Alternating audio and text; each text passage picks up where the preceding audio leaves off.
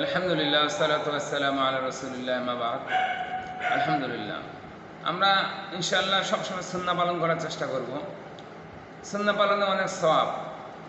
আমাদের উচিত মৃত সুন্নতগুলোকে জীবিত করার ইনশাআল্লাহ।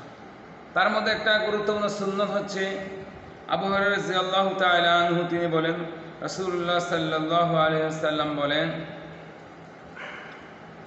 লা তাজআলু বুয়ুতাকুম কুবুরা ওয়ালা তাজআলু কবরি ঈদান ওয়াসাল্লু আলাইয়া ফাইন্না সালাতাকুম তাবলুগুনি হাইসু কুনতুম। রাহু আবু দাউদ। রাসূলুল্লাহ সাল্লাল্লাহু আলাইহি সাল্লাম বলেন, তোমরা তোমাদের বাড়িগুলো বা ঘরগুলোকে কবরে, যেখানে সালাত আদায় করা নিষিদ্ধ, পরিণত করো না। অর্থাৎ তোমরা তোমাদের ঘরগুলোকে কবরে পরিণত করো না।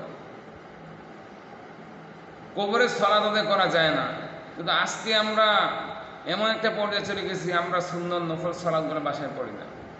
আমরা ফরজ সালাত মসজিদে আদায় করি, সুন্নত পড়ি, নফল বেতে পড়ি, সব কিছু পড়ি। অথচ রাসূল বলতেছে তোমরা তোমাদের ঘরগুলোকে, তোমাদের বাড়িগুলোকে কবরে পরিণত করো না। আর আমার কবরকে উৎসবস্থলে ঈদ পরিণত করো না। এবার রাসূলের কবরটাকে তোমরা কি করো না, ঈদের আনন্দ উৎসব পরিণত করো না। আর কি করো না, আর তোমরা আমার প্রতি দরুদ পড়ো, ফাইন্না সালাতাকুম তাবলুগুনি হাইসু কুনতুম। কারণ তোমরা যেখানেই থাকো না কেন, তোমাদের দরুদ আমার কাছে পৌঁছে দেওয়া হয়। সুবহানাল্লাহ। আবু দাউদের 2042 নম্বর হাদিস।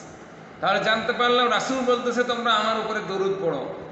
এই দরুদটা যখন তোমরা পড়বে, আল্লাহুম্মা সাল্লি আলা মুহাম্মাদ ওয়া আলা আলি মুহাম্মাদ, এই দরুদটা আমার কাছে পৌঁছে দেওয়া হয়, তোমরা যেখানে থাকো না। আমরা যদি পাকিস্তান থেকে, ইন্ডিয়া থেকে, সৌদি থেকে, যেখান থেকে রাসূলের উপর দরুদ পড়বো, এই দরুদটা সঙ্গে সঙ্গে পৌঁছে দেওয়া হয়। সুবহানাল্লাহ। আর আমরা ইনশাআল্লাহ চেষ্টা করব সুন্নত সালাতগুলো বাড়িতে পড়ে যাওয়া, বাড়িতে পড়ার আল্লাহ তৌফিক দান করুক। আসসালামু আলাইকুম।